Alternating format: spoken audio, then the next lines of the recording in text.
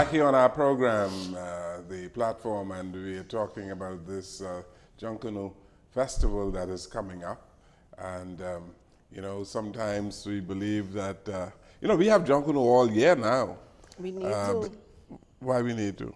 Because we just need to. It's infectious. I see Junkanoo, It's infectious. Junkanoo at funerals, Junkanoo at weddings, Junkanoo at parties. We need that for our celebrations. When we have Junkanoo at all of those things that you spoke about, it allows us to get closer and more in tune with what our ancestors gave us as Junkanoo. It is a badge of honor as a Junkanoo that passed away to have Junkanoos rush at your funeral. Yeah, but our ancestors never did Junkanoo at their funerals. So. No, they didn't, but I'm telling you what churches. It feels like a badge of honor for us. Yeah, I went to a church. We embrace it, and we bring it how we feel now, but it's something that was brought over with us. Well, you know, I went to a church in Barbados in 1975, and they had steel pan music in this church in Barbados, and I thought it was wonderful, very nice. And, well, you know, and people were singing the hymns to steel pan music. Then I go to some churches in the Bahamas now, and they have praise and worship. And you can hear Junkanoo music. Good, very good. You think very that's good? I think that's wonderful. Because for a lot of time now, the churches demonize Junkanoo artists. Why, I do not know. But they would go to another country, have that country practice some of the same things that their ancestors brought over and be like, ooh, this is powerful, this is lovely, this is wonderful. And then when we express that, it's like, oh, no, don't do that. Some decades ago, people didn't allow their children to go to Junkanoo. No, They thought and now it was an evil thing. The church is calling us to rush for them now. Is How it about, right? all right now. See, there you go. The churches are calling you to rush? There you go. The evolution of Junkanoo. The evolution of They Junkanoo. want you to rush for everything what they have. Free. That's interesting. It is. So children, of course, young people, school children, they ought to learn about this very early. Eh? And a lot of schools and different organizations often invite me to speak about Junkanoo as well. My son, Zion, he rushes alongside me on Bay Street. And the addiction is, he's addicted as well right now because he watches me and he follows me, and from he could hold a pasting brush, I allowed him to help me paste. So he started from pasting just strips of paper on white paper to now trying to paste his costume himself. He's 7, and he's participated on Bay Street 3 parades now. Junior Junkanoo? No. And the Big Junkanoo. Big Junkanoo. Big Junkanoo. Yeah. Yes. And the sense of pride that I feel watching him go down Bay Street, I can't even measure that. I can't even measure that. And when I see children embracing something that was handed down through the generations, it makes my heart soar when I see that passion in the children as well. And young people are very passionate about it. Some people have never washed before, but you know, one of like the somebody we have in our presence. But we fixing that. We're gonna fix that. You fixing that. We're gonna fix that. See, Junkanoo is so addictive, and the spirit of Junkanoo just moves. So by the end of the festival, I can guarantee you she'll be signing up to make sure she gets a costume with her group of choice. It's such a nice bonding thing to do with your family also.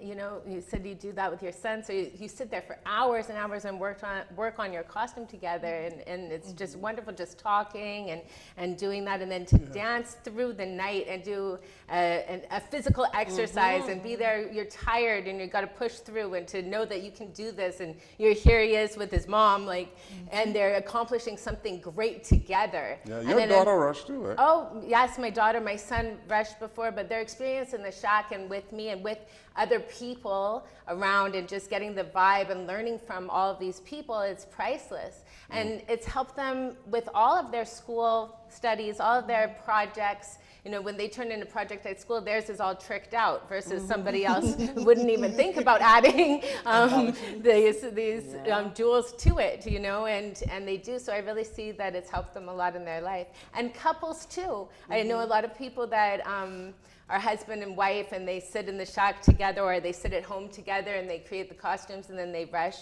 out on Bay Street together. It's beautiful. There are some people who believe that we overemphasize Junkanoo. Can you do that? I don't. You asking the wrong person now, Mr. Jones. I just told you 365 days I could just love up and embrace Junkanoo. Yeah.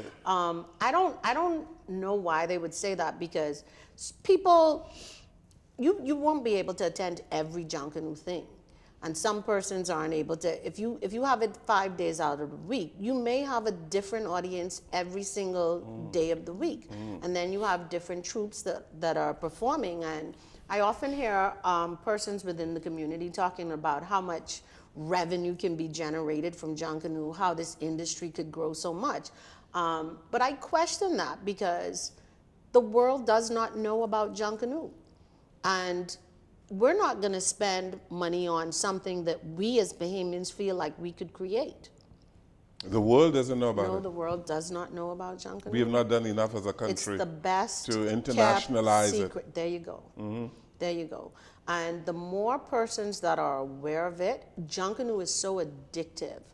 I've traveled to over 34 cities around the world with the Junkanoo Commandos, taking Junkanoo. You have Junkanoo Commandos? Yes, we have Junkanoo Commandos. See me in my Actually, Junkanoo. How come I don't know that? Cacique Award winners. Mr. There you Jones. go, Bianca. That's what they call them?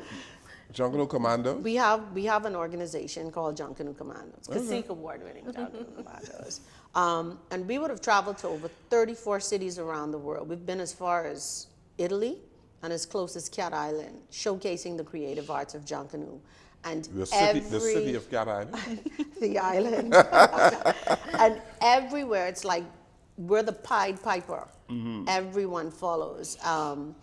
One trip that we would have gone on, we had to call the police to keep the crowd back as the Junkanoos began to just put on their costumes. People do not know that this exists. Well, you know, we've been at it for But it's a secret. over 100 years. It's time to expose it. And we have not done a good job, you think, in exposing it. I'd have to agree with you on that. Well, people in Brazil will say the same thing about their carnival. I don't know. People know Brazil carnival.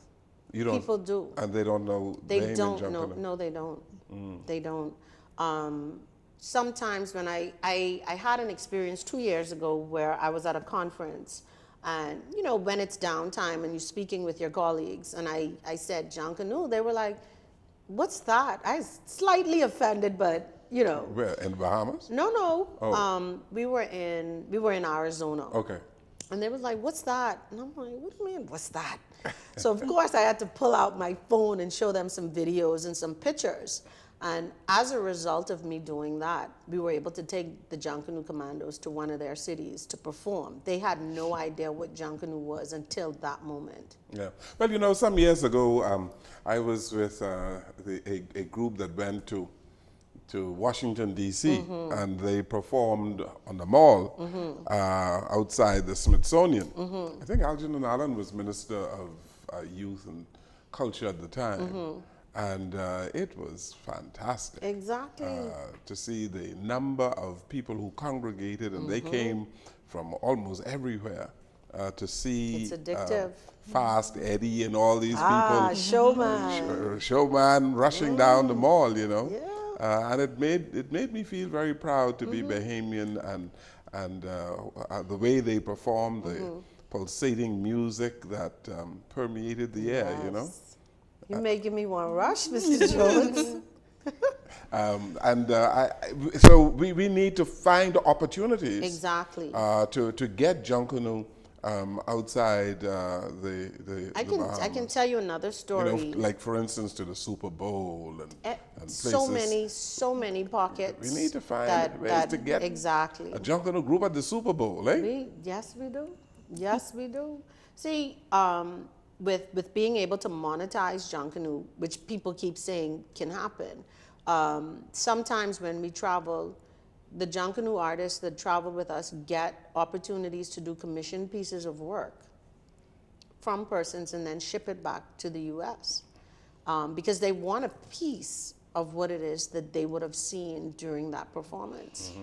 You know, so the opportunities are there. We just need to open this door and let the world see what we have in the creative arts of Junkanoo. You know, we used to have the Junkanoo Museum at the Prince George Wharf. You remember that? And we have 6 million visitors, millions of cruise visitors coming through that port. They closed the Junkanoo Museum down. That's something, eh? Never even thought about finding a way to direct people to a museum as such. I know we have 1 or 2 little places in the city doing it, like Alain Nash Ferguson. Yeah, with Educulture. with And then Barabbas also has his Yes. museum as well. Yes, but we need a real museum, a national museum I agree. on Junkanoo. I agree with you, Mr. And I remember Al Colley and Chris Blackwell donated a tremendous amount of money for that museum at Prince George Wharf. And what you all did with it? I have to ask you.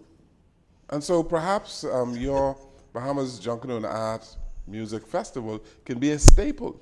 It will be. It definitely will be. And one of the things that we're hoping that the Ministry of Tourism directs some of those millions of tourists to this site on the weekend, because cruise ships will be in. And one of the things is we've had an increased interest from corporate Bahamas for the purchase of some of the Junkanoo costumes that they are now aware will be on display. So we will have 2 Junkanoo art galleries set up that will have costumes that would have been refurbished, for lack of a better word, for what we're doing. And they will be for sale. So the opportunity is there. We're creating an opportunity for artists to be able to really get out there, to really showcase their work. And it has to be of a particular quality, and the standard has to be high. You can't expect that just because you call it a Junkanoo costume that somebody's going to be willing to invest money in this if this isn't up to standard. You know, so there has to be a vetting process, and we have a curator for the festival that's dealing with the costuming. You know, so it's just like any other art festival. The only difference is we're not taking a commission out of any of the sales of the costumes. Is there an entrance fee? It's $5 to get in, $2 for children and senior citizens to get in. Okay. Because it's our goal. What we want is we want persons to come in. We don't want the entrance fee to be a hindrance for persons to come in and see what is on display at this event. And while you are in, you can purchase trinkets and Yes, and all that have stuff. nice food, drinks, you know, get free samples of food from the signature dish that's going to be there.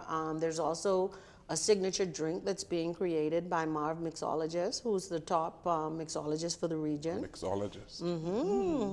We used to call them a bartender. They've evolved. To They've mixologist evolved. now. I see. Yes, Okay. yes. So it's intended to be, you know, exciting, electric, and the energy expects to hold you at the festival grounds. You put a whole lot of time and effort in this, Ms. Sherman. I have. Yeah? A lot of planning, eh? A lot of planning. We've been at it from about August, September. Well, Is that Angelique has been at it a little longer than the rest of the committee, but the official committee was formed about August, September. We've been meeting to get this done, and I am ready for this to explode. It's a big committee? About a dozen dozen persons, and there are subcommittees. You know, Okay. you don't need everybody that's a part of the process Right. to sit around the table. So there's the main committee, and there's subcommittees that help them execute what it is. You they're mentioned cruise responsible ship passengers. So you got the Ministry of Tourism and the hotels, and The Ministry of everybody Tourism. would know about this event. They need to know. Our title sponsor is Alive. Okay. And they're doing a lot of advertising as well through social media and other means, commercials or whatever. We have Guardian Radio is the official radio station of the festival. Take off this. We also have. You didn't even ask Club 97 to get involved. They actually came to us. You sure? They came I'm to going to us. investigate You're recording that. this? I'm going to investigate You're that. recording All this? right, okay. And Bahamas Masqueraders are also one of our key sponsors for the execution of the event. And there are so many moving parts, especially for the creation of a new festival. Okay. You know, so yeah. Very good. And the entertainment, they're really big people. Cupid, he was on the show with Give Me My Bahamian Culture. And Lady E, she's been here as a guest of ours also. And she's going to be performing too. And Judah the Lion. Yeah. Right? And there's one Maestro. Oh, Maestro, is yes. also going to be there. There's so many of these people who have been here who I can't remember, but anyway. So they're all going to be there. A really good entertainment, and also real Junkanooers.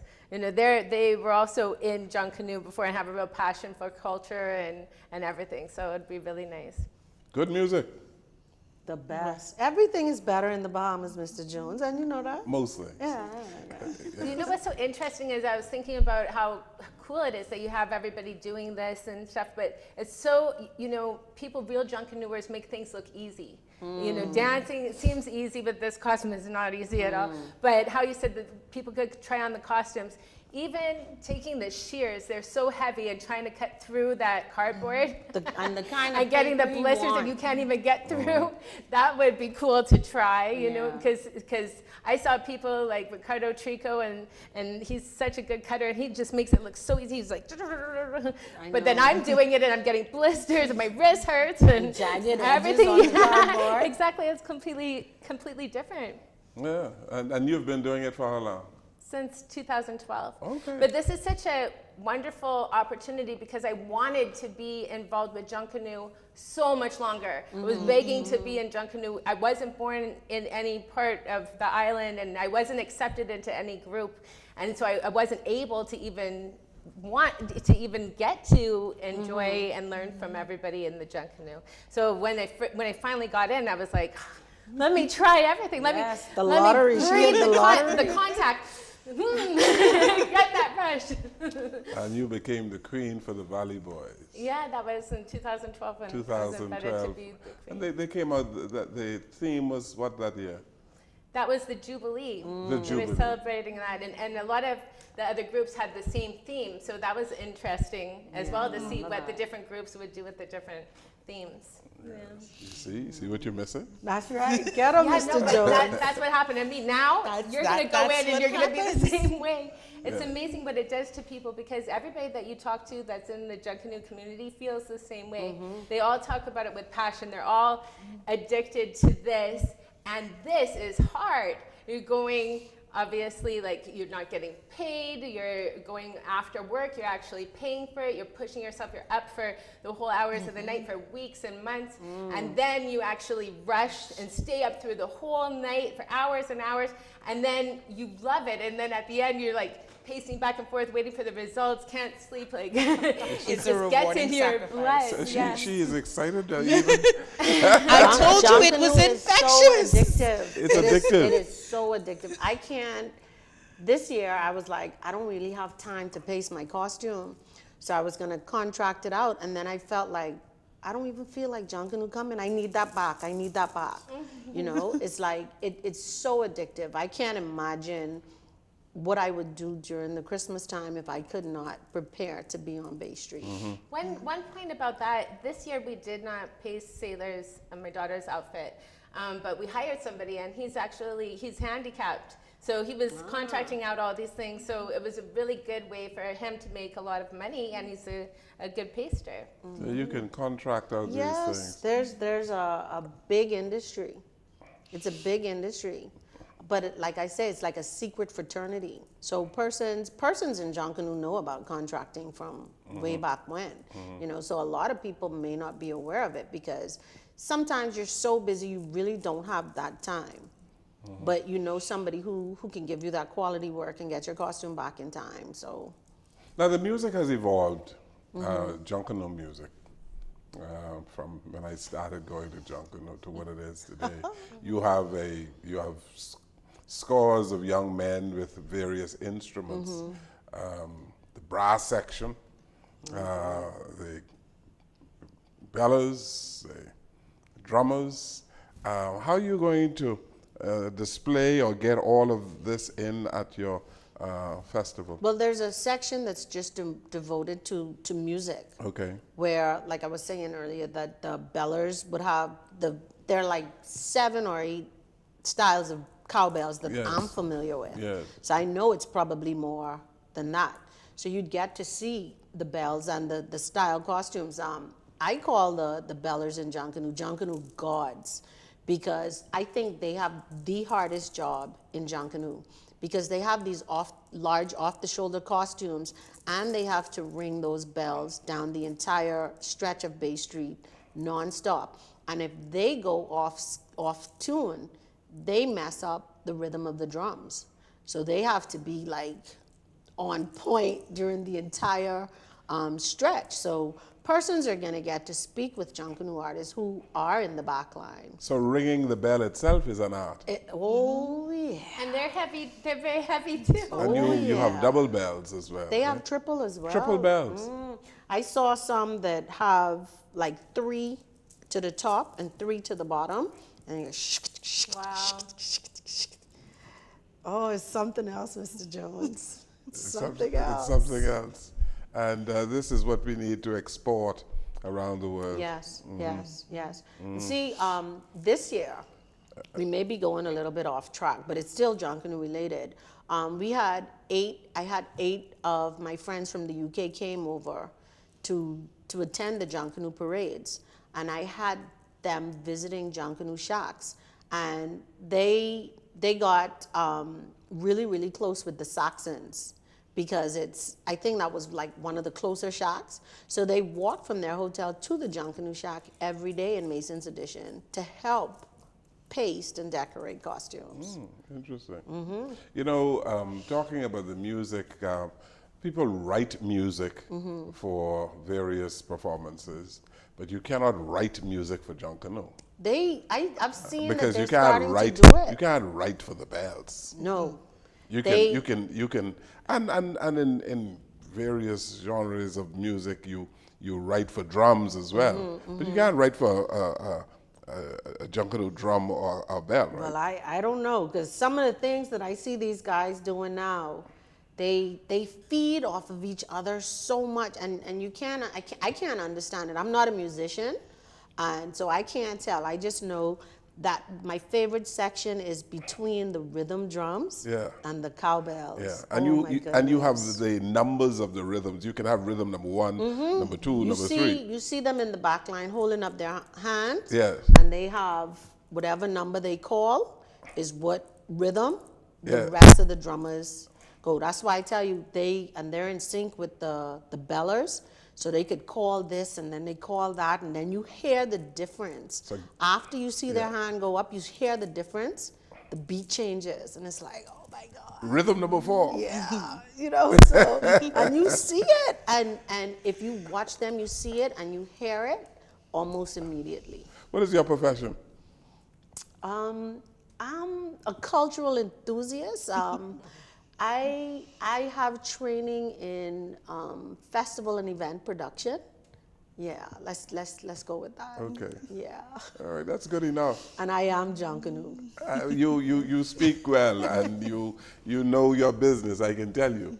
It's a pleasure to be with you today, and with you, Ms. Sherman.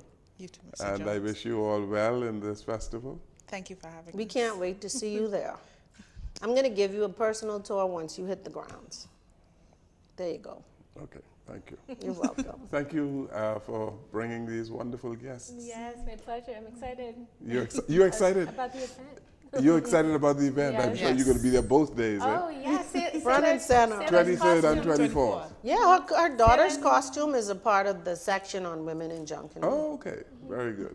Thank you. Thank you. Thank you for so being much. here. Thank you for watching and listening to our program. Good evening, everyone.